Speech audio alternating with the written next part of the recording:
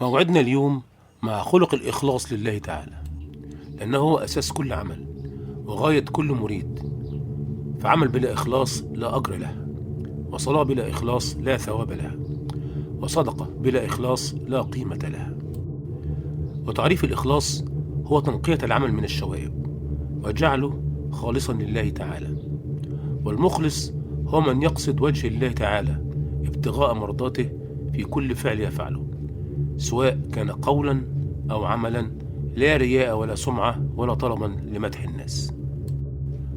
وتكمن أهمية الإخلاص في أنه شرط قبول العمل، لأن الله تعالى لا يقبل العمل إلا إذا كان خالصا له.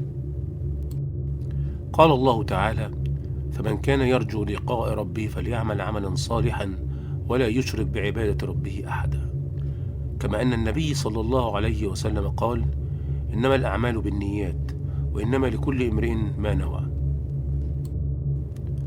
وفضل الإخلاص عظيم، فهو يطهر القلب من الحقد والغل، كما أن الإخلاص في الدعاء والعمل من أسباب نصر الله للأمة. والإخلاص يؤدي إلى نعيم الجنة ورزق عظيم من الله.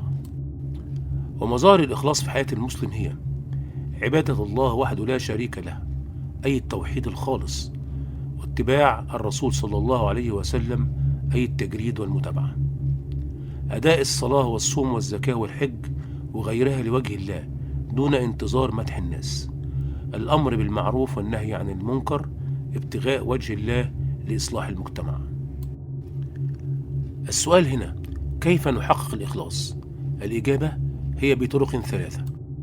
أولهم مجاهدة النفس عن طريق مواجهة وسواس الرياء بالتعوذ بالله من الشيطان الرجيم.